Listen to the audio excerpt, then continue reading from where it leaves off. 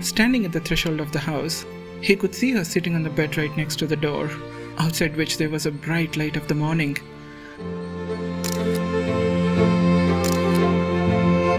The room at the entrance almost felt like a tunnel, for it lacked any windows.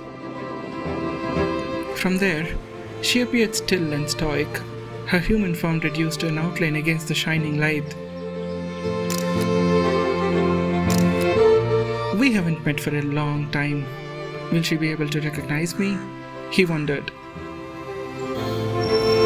As he walked the distance and stood close to her, he first saw the plate with leftover breakfast and then the unwashed hand resting on the edge of her knee. With her eyes fixed on the room opposite that had many photos of various gods. He stood there quietly until she realized his presence and turned towards him, slowly and with a lot of effort. "It's me, grandmother," he almost said, but there was no need for it. "Huh, when did you come?" she asked. She still looked tired, but the lines on her face changed their shape, revealing the beautiful smile that's reserved only for those of her age. Her eyes, which still struggled to stay focused, looked a little more eager, and her voice, even though struggled and quivered, had no problem with showing the same affection from her younger days.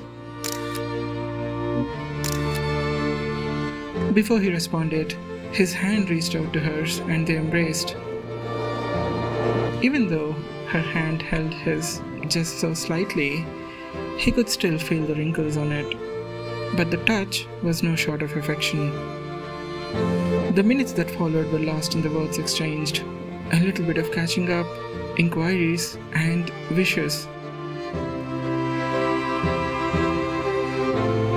All of that was a recollection, the rolling back of time to that one morning when he met her for the last time.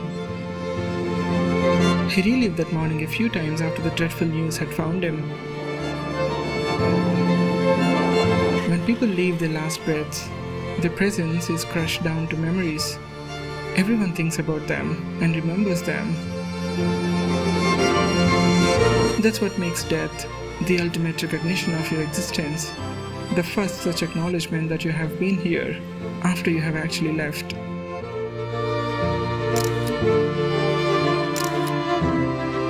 The first few minutes that follow the dreadful news are also unlike any other. You are fully in the moment thinking of the one, with the memories shared with them reeling past your mind one after the other, as you desperately search for a way to hold yourself. So that was the story of that morning when the bright light shone outside, when her wrinkled hand embraced his, and when they exchanged words, without knowing it would be their last.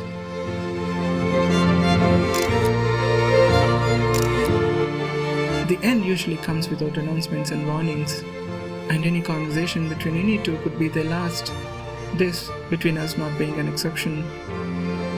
But it's likely we'll talk again, until the day comes and takes us apart. Or, as Fernando Pessoa has beautifully said it, "I see life as a roadside inn, where I have to stay until the coach from the abyss pulls up